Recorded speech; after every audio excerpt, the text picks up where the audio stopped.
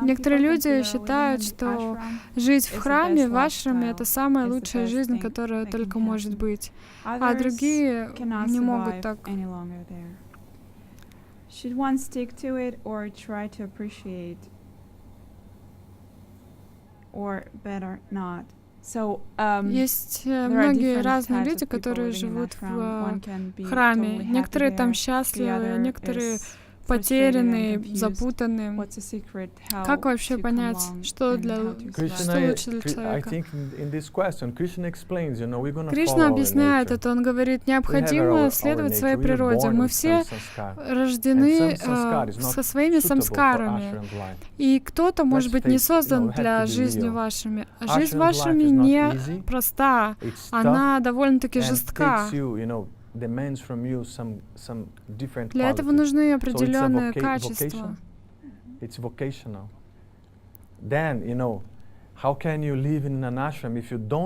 Как вы можете жить в храме, если у вас нет такой тенденции, склонности? Это не значит, что вы можете также жить и вне храма, но вести чистую жизнь, как брахмачари, как грихастха брахмачари. И некоторые люди должны, просто необходимо быть искренними самим собой. Никто не может сказать вам, кто вы, пока вы сами не осознаете это. Гуру может дать какие-то наставления, может вдохновить вас, дать силы. И мы знаем, что Гурудев говорил нам, что гуру никогда не дает наставлений, заданий своему ученику, которые он не сможет, не в состоянии выполнить. И это также зависит от ашрама. Некоторые ашрамы более строгие, а другие более либеральные.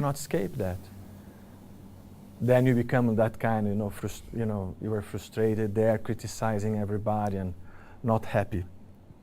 But we need to balance. Our life cannot be Нельзя допустить, чтобы наша жизнь стала жалкой и невыносимой, потому что вы так долго не продержитесь, даже находясь в ашраме.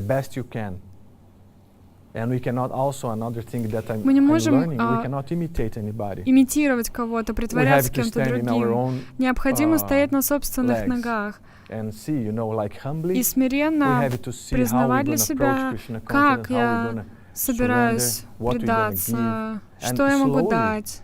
И постепенно, в соответствии со своим желанием предаться, у вас появятся определенные необходимые вам, именно вам качества. И вы сможете делать то, о чем даже не мечтали. И тогда вы будете готовы принять любой вызов, который к вам придет. Когда приходит вызов сделать какое-то служение, вы тогда будете готовы принять этот вызов и вырасти таким образом еще. Также это не эмоциональная какая-то дешевая вещь. Потому что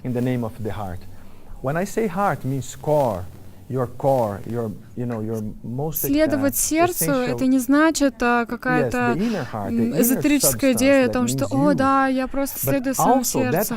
Нет, имеется в виду сердце, которое направляется словами садху, словами Писаний.